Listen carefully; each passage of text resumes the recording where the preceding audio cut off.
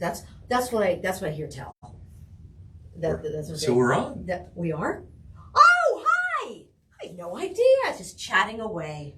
Hey, hi! Welcome to Lunch Break with ATI. I'm Cynthia Collins, one of the co-founders here at Actors Theater of Indiana, the professional resident theater company at the Center for the Performing Arts in Carmel. And today I have my friend here, and not just my friend, but one of our board members, Sam Arce. Now, Sam has generously hosted the podcast in the past, but today he's going to be the guest. So that's nice. Well, thank you. Yeah, I think so. And so anyway, listen, I want to ask you, and I know we'll get to, we'll get to what you do in a moment, but first, I always like to ask people and talk just on a personal level. You know what I mean? We all know we talk about our professions and we talk about what we do in life to make money or our livelihood and all that. But I always kind of like to talk about, the person. You know what I mean? Sure. So first thing, hello. You're an East Coast guy. I'm an East Coast girl. Okay. Well, I'm glad you agree with me. Right. But where are you from? I know where you're from. Where are you from originally? Born and bred, Sam. I'm born and bred. Well, I was born in New York. Yeah. People usually ask me, they say, where are you from? And I like to tease and I'll say, I was born in Kentucky, and they'll go like this, and I say, witness protection, I can tell you when I have to kill you. But no, actually I was born in New York. Yeah. I grew up in Long Island, same hometown as Billy Joel, Hicksville, New York. So shout out to Hicksville, Long Island. Yeah. Went to Hicksville High School. But actually, I've been in Indiana for a long time. I've been here since 1991. So I've been here for 31 years now. Well, we're going on 32 years this June. But I am from the East Coast. I did a short stint for 5 years in Miami. I lived there in Miami from the age of 10 to 15. But most of my life was in my youth and growing up. The formative years. Yeah, the formative years. Other than my stint while I was in the Army. Now. Yeah, I was an Army officer. Thank you for your service. Thank you. Why did your family your family went down to Miami? We were, my mom, my sister and I lived down there for 5 years and then we came back, and that's when I lived in Long Island. I actually grew up in Queens. I grew in Jamaica Hills. Yeah, my grandparents, my great grandparents were from there. Yep. Yeah, so my father was in real estate, and I grew up in Queens. So, but what a lot of people don't realize, quick story, Long Island, when they think of Long Island, they mainly think of, Eastern Long Island, which is, Nassau County and Suffolk County, where the Hamptons and, or where I'm from, Jones Beach and all that. But Queens is part of Long Island, and so is Brooklyn. Yeah. So all the boroughs are all part of Long Island, and Manhattan is an island, and Staten is an island. The five boroughs. They're all island. You don't get into New York State until you cross over the bridge. Oh, no. Are you kidding? That's the actual New York State. So. Oh, yeah. People don't. I know the five boroughs. That's right. But then you have New York State. That's right. New York State. It's different. Of course, it's totally different once you get up there into New York State. Westchester, and keep going up Hudson Valley and Albany and everything, and it's very, very different. It's different. I still have a great love for I have family there and a lot of friends, and I have a great love for New York, obviously, and theater and Broadway, which we'll talk about. But my home is here in Indiana, in Carmel. In fact, every time I come home and I get off the plane, and as things quiet down and I get off the plane, I get in my car and I'm driving on 465 home, I listen to actually the quiet and I say, wow, that feels good. So it's a good decompression, but I love living in Carmel, and so this is where I've been for a long time. Now you came here in 91, but why? People always ask me, why are you out here? Why, besides we founded the theater company, why did you come here? So the long and the short of it, we're not getting into too many details, is I had met someone that I didn't end up being with, but God had a plan, and I was doing business here, Yeah. and I ended up joining a company with one of our, well, we all know Brad Osborne and Meg Osborne, Right. and Brad's dad had a company, the A.H.M. Graves Company, Okay. and I actually worked for him, and I was a manager with that company. And No, I never knew that. yeah, see, yeah, a lot of people. So I worked for Brad's dad, Tom Osborne, old buddy Tom, and so Brad and I were like brothers from another mother, and so I have a lot of love for that. And what was great is that the A.H.M. Graves Company was bought by the F.C. Tucker Company. Okay. Quick side note: my father-in-law, my wife Mia, his dad bought me a book that was written by Bud Tucker, the second Tucker that owned the F.C. Tucker Company, called Tucker Talks. And my father-in-law bought this book for me while I was working for Graves, not knowing that one day I would be with the Tucker Company. Really interesting fact on this is he wrote this beautiful inscription in it, and I read this book, and what was really great for me about this book was it told the history of real estate and the history of Indianapolis. So for me, I got to read about all these people, the famous people of real estate, early on.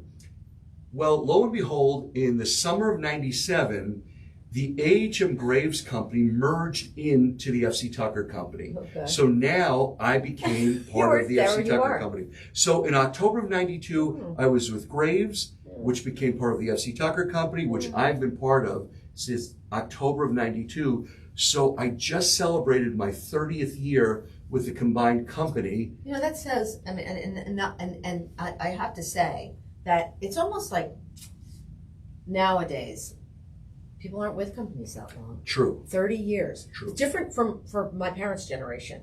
They stayed with a company. They were hired as young, moved their way up and stayed, and then retired. True. Very true. And now it's not like that. I would say that's take a job and they're like, I'm going to move on, or I'm going to go. This is my stepping stone. I would agree. And so I think there's something to be said about that. 30 years. I mean, that's something to be proud of. And I'm sure you are. I have to say I'm very blessed. For me, being with the people have said to me, why are you with Tucker? Being with the FC Tucker Company, it's like family. I could be with any company, but the FC Tucker Company, I'm at home. They're family to me. Yeah. The first company I'm with, in fact, I'm still friends with my first broker. Shout out to Joe Janis, and my first manager, Peter O'Connor. They gave me my start. It was a Century 21 company in Long Island. And we're still friends. In fact, Joe and I still mentor each other. We still share with each other. And I had my 60th birthday, my big Broadway 60th birthday, and they were there. Yeah. And what was really neat was I've spent, although I started my real estate career in 1985 in New York, in Long Island, I was with that company for most of my New York career until I had a business with my dad, and then I moved here. 85, that's pretty young. I was very young. I'm 3 years younger than you. Right. So, still. 85. That's right.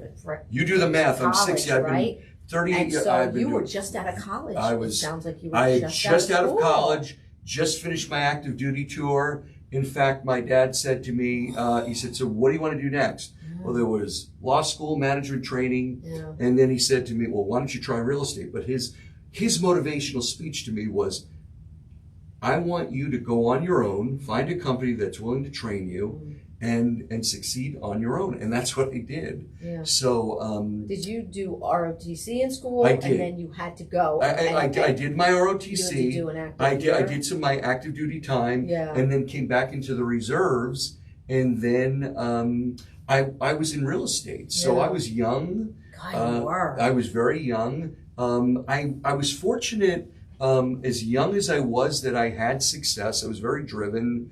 Clearly, yeah, I was driven. Yeah, you have a good work ethic anyway. So I was fortunate.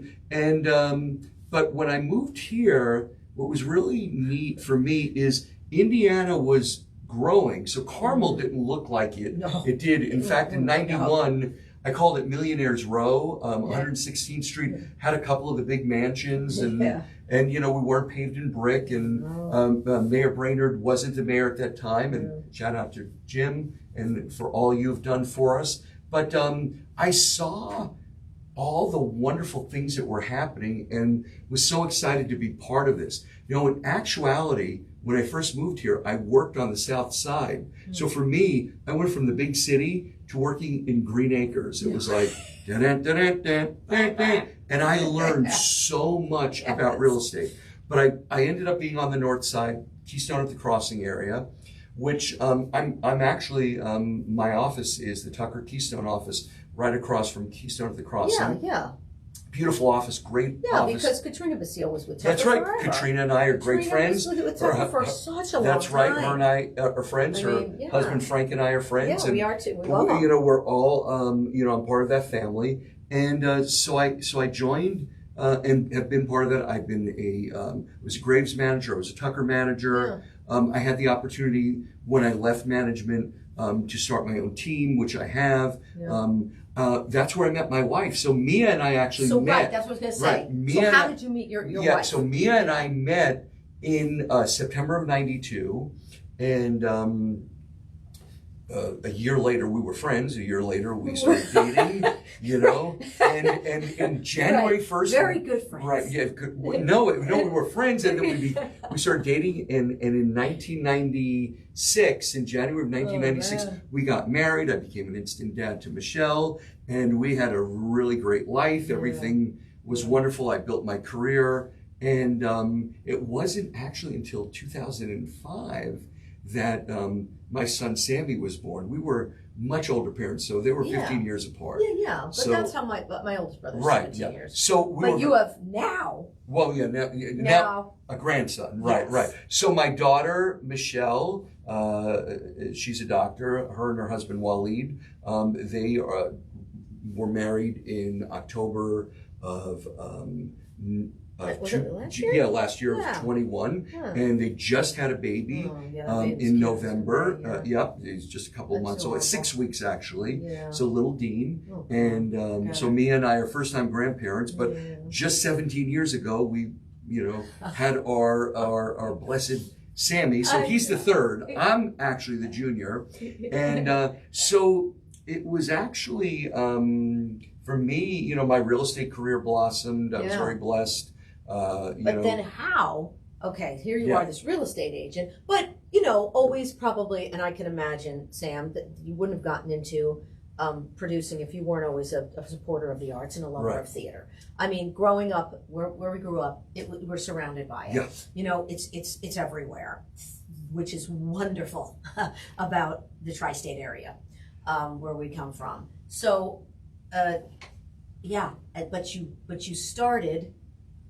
First you started. You started with some other guys, right? Well, so let me tell you. So how I got into theater actually it goes back to when I was young. Okay. So like you, I was bitten by the theater bug. Right. Early on in my life, when I was a young, in elementary school, I did some children's theater in elementary school. In junior high school, I got more interested and I was doing some acting, musical theater. In high school, I got very involved. In Long Island, I was, I was doing all the things I needed to do, voice lessons. I was taking ballet and jazz with the Gillespie Ballet Company. I was doing, you name it, I was doing it. Right. Like the regular path. Exactly. I was doing the path. I was doing, semi professional dinner theater. I was doing everything. I did. I had the opportunity to do a show at Lincoln Center. I was doing dinner theater. But what I realized, this was the 80s. This was the Fame years. In fact, I graduated high school. I'm really aging myself in 1980, and that was when Fame came out. Now, I saw my first Broadway show in 1972, and this was so wonderful. My mother. Barbara, who died in 1987 at 45 of cancer, but she took me, my parents were very supportive, to my first show, which was Jesus Christ Superstar. And I fell in love with musical theater. I'll get back to It's that. very powerful. It's very powerful. The same story with me. You go to that first show. You go to your first show. And, so I always ask, what's your first show? What? Yeah. So from then on, I was always seeing theater. When I lived in Florida, I used to see the traveling shows. When I was in New York. Yeah. So when I got back to Long Island, my high school, we'd go on trips, whether with my friends, we would save our money. We would go to the city. I mean, I was just so excited. In fact, I had a girl I dated, and we made this big trip out to go to see a show, and the show they picked was Moominshans. Oh my gosh! I know. I know. People You know. might not know that here, but those commercials ran incessantly. Yes. The Google it with the toilet paper. Yes. It was people dressed in black leotards, and they just had all these wacky It things was on wacky. them. Let me tell you. It was very popular. Very popular back then, and it was coming back, and I was like, no. Yeah. But anyway, we went to the back. I think it was a restaurant called the Backstage, where instead of Sardi's, where they have the lamp sheets all had autographs. But anyway, we got dressed to the nines. Oh, and you went. always dress for the Yes, theater. yeah. Always. So, but I would go to these shows. I still will not go to a show at home without looking really nice. Well, yeah, I mean, always, yeah, it's a little different now. So I know because you're there and you're wearing. I'm wearing my. But you never look sloppy or anything. No. And I think that's important. No. When you go to the theater. So, I actually did a kind of a pivot. I was at Hofstra University. I was doing theater. I was doing. That's a good I was doing some theater there, and I was doing a play, and I was kind of thought, where do I want my life to go? I knew that being an actor, being in this life was difficult, and I was very realistic. Yes. And my parents were divorced. I wanted my life. I wanted nice things, and I knew I'd have to work hard. In fact, my mother gave me some really good work ethics. She said, you can have anything you want in life as long as you're willing to work hard. I had my first credit card, checking account at 16. I worked hard. So I made a decision that I wasn't going to pursue this life, but I always had it in the back of my mind that I would always support the arts, which I did. Right. So throughout my life, even living here, I always made my treks back. We did a lot of theater going. I saw a lot of shows. Of course you did. Yeah, of course. And then you got into, the producing. Exactly. Side. So that happened later in life. In fact, I had, happiness, I had health, I had success. Yeah. What I was missing was a bit of balance, and what I wanted was a little bit more balance. And what I found was theater gave me something in my life that I really wanted to get back to. Now, well, that's the power of, and I have to interject saying that is the power of live performing. Absolutely, live theater. Absolutely, it is so powerful, and people, I think it's taken for granted and pushed aside so many times. And people understand the power that can give you. Absolutely. I don't mean just as a performer. Absolutely. Of course it does as a performer. Absolutely. But just being a patron, making it happen, with the backing of the So money. I was a great patron. Important. I was a great, I was a great supporter as far as an audience member, which, by the way, quick shout out, please support your local theater. I'll say more about that at the end, but I was going to say this. So I was always in the assumption that, it's millions of dollars to do this. What could I do? Mm. Well, I started going to the Broadway cons, the conventions, and I started to get to know people and found, that it took a village and that I could be a part of this. Mm-hmm. So a friend of mine had posted that she was going to see her friend's husband's show called Getting the Band Back Together. And I said, I had seen information about that at BroadwayCon. I'm going to see that. Do you know him? He says, well, I don't know him, but I know her. Well, I just went over and introduced myself to him. His name is Ken Davenport. He's a big producer in New York. I introduced myself. He gave me his card. We got to talking. And I had an opportunity in a small way to get part of that show.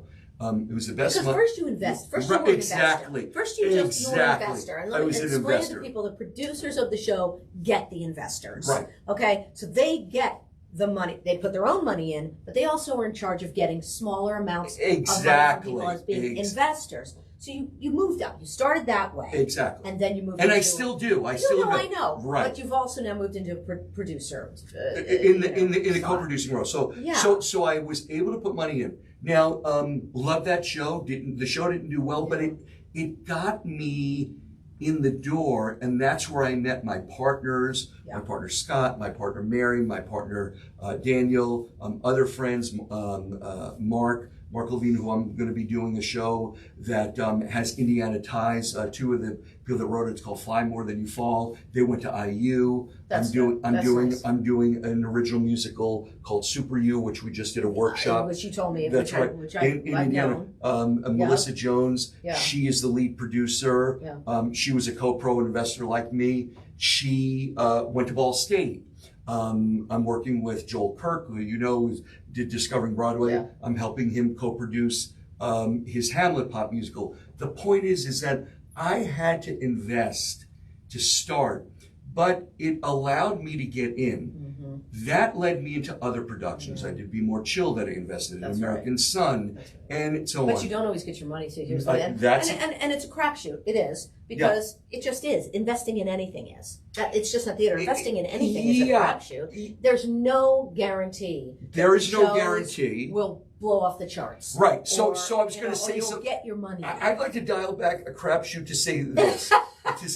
So what I did was, so I took what I learned in real estate, and I was really good at business, into looking at charts and numbers. And you're good at numbers. And real estate agents have to be really good at numbers that I understood. So although that investment didn't work out, it got me into other things that really did make money.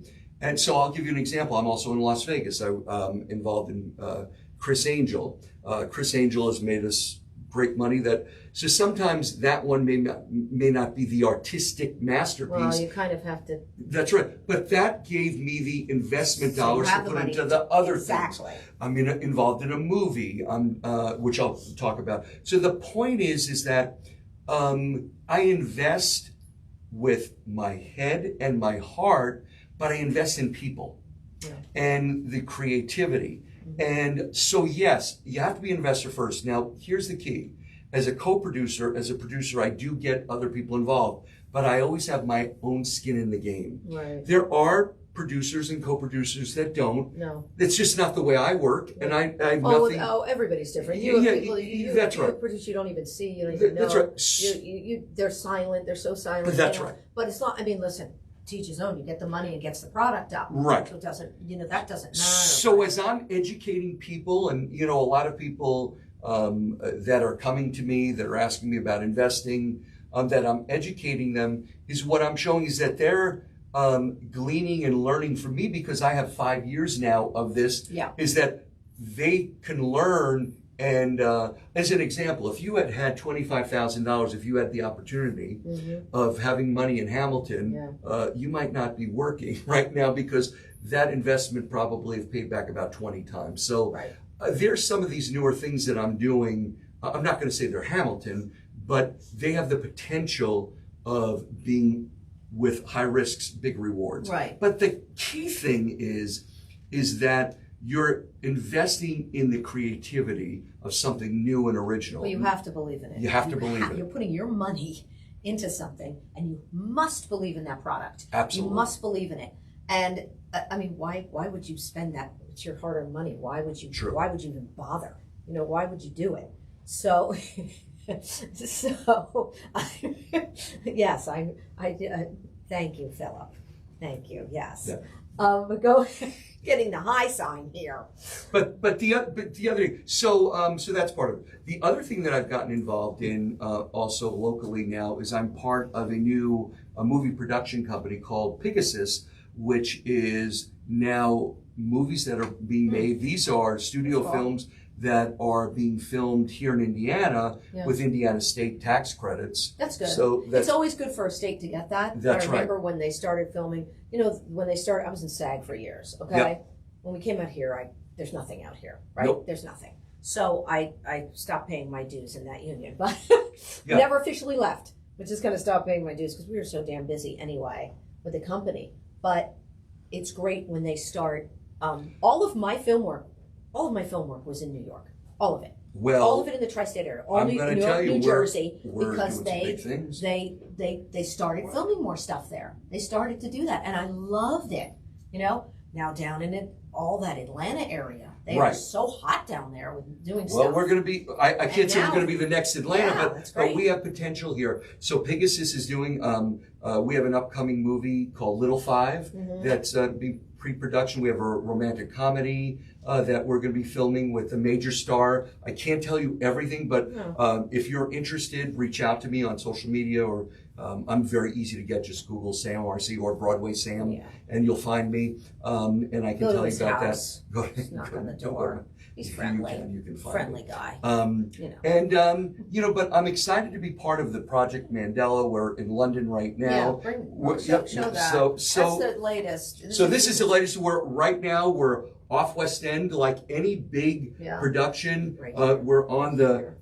In fact, he was in Hamilton, Michael. And what was neat about this is our road to the West End before we go to Broadway. Right. Just like Super U or any show that we do, it's the road to get to Broadway. We were starting on the West End, go to Broadway. Sometimes a show starts on Broadway to get to the West End. And tons of things before that. That's before right. it even hits a stage. A lot of times people don't realize that a show, it comes, I currently have invested, my partner Scott Abrams is a co-producer with Ken Davenport in the Neil Diamond musical. So if you're in New York, it's called The Beautiful Noise. Yes, Mark Jacoby is playing. Robin Herder, a friend of mine, and it's a great, fun show if you're interested in seeing. Broadway Week is coming. But what I want to say this about local theater, I am a board member of ATI, we have 2 incredible shows coming. And this is not a shameless plug from ATI. This is from Broadway Sam. The next one coming, so I'm gonna take this out, is Mr. Confidential. And why I want to tell you this is Mr. Confidential is an original musical. Okay. Now, Cindy is going to be actually in this musical, and it's going to be April 28th through May 14th. It's a world premiere. It's a world premiere, and could actually be on the road to Broadway if I have anything to do with it. And Sam, the other Sam, the author, Samuel Garza Bernstein, Sam is the creator. That's right. He's in California. I have spent lots of time with him talking about it. I am so excited about this because we are going to be an originating place for this musical.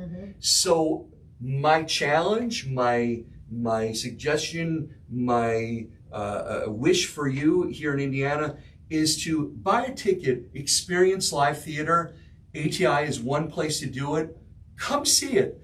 Enjoy theater. See the wonderful cast that we're going to be putting together. Another one that we have coming for you is $1 Million Quartet.